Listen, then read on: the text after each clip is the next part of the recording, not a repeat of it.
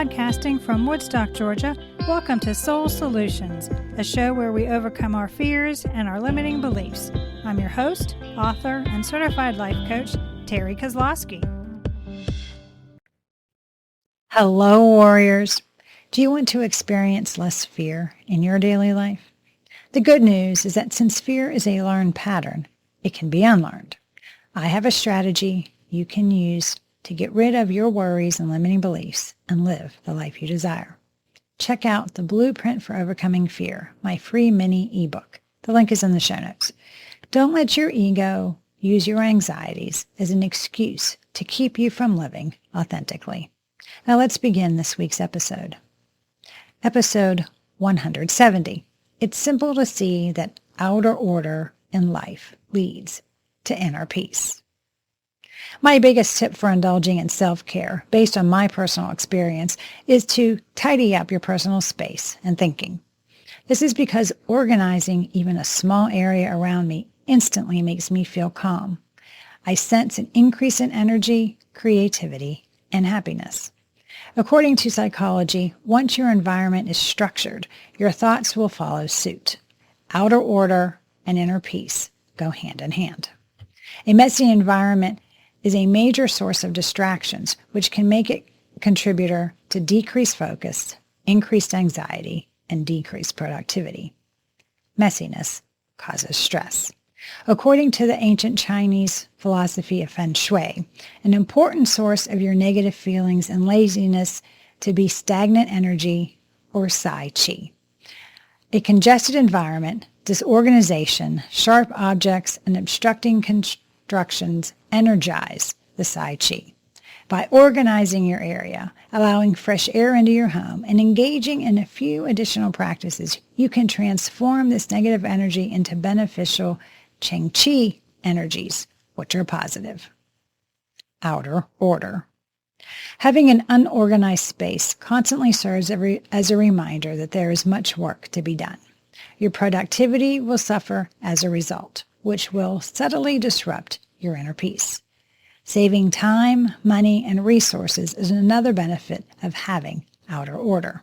You feel more energized in an organized environment, so you're more inclined to choose better habits like exercise and clean eating. Because your thoughts are organized, you are more inclined to communicate and express them, which reduces the likelihood that anxiety accumulates. Most people benefit from organization because it guards against negativity, sadness, and feeling overburdened. Have you heard of the new Caledonian crow? A highly skilled bird that is exceptionally skilled at utilizing tools to catch its prey. The speed at which the bird produces its wonderful tool is astounding. The most amazing aspect is that after utilizing, it stores its tools back inside the tree in a safe, fixed location so it won't get confused when hunting for it again. Isn't that inspiring?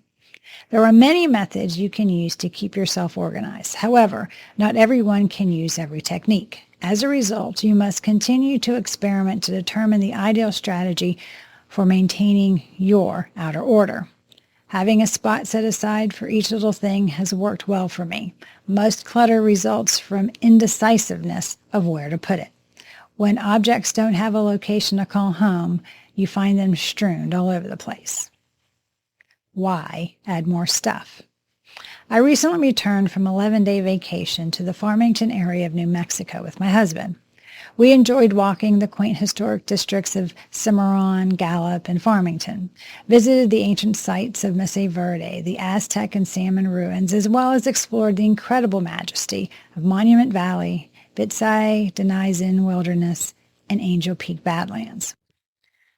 A sobering thought occurred to me. How often do you spend the hours of your day expending unnecessary energy to accumulate more memories, more moments, and more objects, just to exhaust yourself as you try to hang on to them? Do you need to add one more thing to your already excessive wardrobe? Should you start a new side project or focus more on what you've been tinkering with and putting off for years? Do you need to make new connections or instead make deeper connections with those you currently know? The chase to accumulate more leads to disorder. The chasing of more results in less, lessening one's bodily, mental, emotional, and spiritual wealth.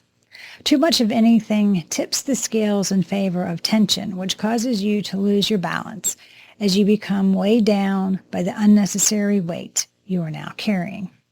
But I've learned in the past few years that slowing down can be both mentally and physically energizing in today's fast-paced society. And in a world that's becoming more complex, nothing is more comforting to the soul than simplifying your little corner of it.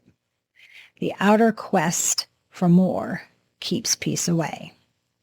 A multifaceted life is one that is characterized by constant diversion. It becomes apparent when you develop the habit of pursuing more of what you lack rather than completely savoring what you have. Then what happens? You end up spreading yourself too thin by taking on too many inconsistent tasks. Why do this? You drift through life instead of actively rowing your own boat because deep down, you don't truly know what you go through life coasting rather than using the wind to your advantage and keeping up with the pace that others have set for you rather than making your own forward progress. Are you wasting your body's energy on activities that don't feed your soul? Then you waste your emotional energy trying to win over people whose morals aren't even similar to your own.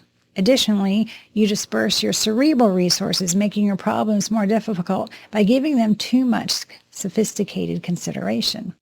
As a result, you scatter your energy into pointless events rather than concentrating it toward a purposeful, self-directed goal. It makes sense why your 80% of American and British workers report feeling continually pressured and overwhelmed. Shedding leads to inner peace. All great intellectuals and philosophers have long advocated living a simple life, but until now, you still strive for a life of multiplicity. You're seeing more social events, pursuit of more goals, reading more books, and purchase more stuff. More time to offer to others while robbing time from yourself. You are now consuming more than you are called to generate. And that's a big issue because production, not consumption, feeds fulfillment and inner peace. It's time to shed those unnecessary items in your life. Get rid of your unnecessary material possessions and outgrown clothing. Let go of your emotional baggage and generational patterns of behavior that don't serve you. Eliminate the friends that exhaust you. Take off the masks and armors and letting go of the absurd impulse to fill your calendar by doing something all the time. Shedding is more of a rejuvenation process than the process of elimination. It's more of a method of peeling back the layers to reveal your authentic self. You don't remove the things that occupy your attention and cause you to become distracted from your fundamental goal. How else can you reach inner peace? It is a fact that every 2 to 4 weeks, humans completely lose their outer layer of skin. Although the shedding of skin is a natural process, you should always ask yourself, what am I consciously shedding today? How have you made your life simpler? How are you creating conditions for inner peace to grow? Being essential leads to outer order. It's easy to simplify your life. It involves doing less of the things that don't matter to you so that you have more time and energy to do the things that do. And the way to do it is to remember what is important. How do you distinguish between what's essential and what is not? By asking yourself, is this necessary? Ask yourself, is this necessary if you feel tempted to buy something or when you feel compelled to take part in a social activity that you won't enjoy? If you're having trouble coming up with an answer, consider how this fits into your long-term life plan goals. The first question is significant since it forces you to think about your priority list right now. It first demands absolute clarity from you regarding what's important to you, and when a problem arises, it returns control to your hands. It serves as a constant reminder that you have a choice. Only you will value yourself more than anyone else, and only you will place a higher value on your time than everyone else. And for precisely this reason, you must be able to draw boundaries. Saying no to things and people that don't improve your life or serve you is a skill you must develop. But how would you know what to say no to if you don't know what your priorities are, what your values are, what you're striving toward, or where you're going with your life? Outer order to inner peace. It is a rite of passage into a new life to examine your inner self through the process of evaluating how you feel about the possessions you hold, selecting those that have served their purpose, expressing your gratitude, and bidding them farewell. Additionally, evaluating and letting go applies to people, places, memories, and feelings, besides material possessions. The act of simplifying your life is the most beneficial thing you can do for your inner and outer peace. You won't be able to reflect or match your actions with your intentions until you make extra time and space. The antidote to multiplicity is simplicity, because living simply cultivates inner serenity, harmony, and grace. Yes, it's acceptable for me to gather and bring home souvenirs of my travels, but is it essential? Without a doubt, I'll discover a lot more love, purpose, and freedom in the thoughtful things that speak to my soul. Here are 3 methods you can utilize to create an environment for you to thrive in. Number 1, declutter. You'll gain calmness, attention, and motivation by tidying up, which will improve both the present and the future. By purging the past to make place for a better present, decluttering means preserving just what will serve you and represent you in the here and now. You can make greater use of what you already have and acquire less in the future when all that's left are things that are meaningful and useful. You'll have less remorse over the things you've purchased but never used. Additionally, a renewed sense of purpose and opportunity will empower you. Number 2, correct mindset. Adopt the proper attitude to realize what you need, like, and use so that you might be liberated from the rest. Making a sensible decision about what to keep and what to throw away is the first step towards organizing your home. You must be alert, not hurried, and not hungry. You might also ask a friend to assist you in deciding what to let go. You need to regard unfinished projects as clutter. They're annoying in and of themselves since they exude annoyance and guilt, but they also add clutter because you frequently keep them in view as a reminder to finish them. You need to choose whether to finish or simply discard it, clearing your shelves and easing your conscience. Number 3, know your goal. Understand why you want to clean up that area before you begin. With a clear objective, you can make better use of your time and cherish your accomplishments as you go. You should consider whether allowing the clutter to take over your environment is helping you feel better about yourself.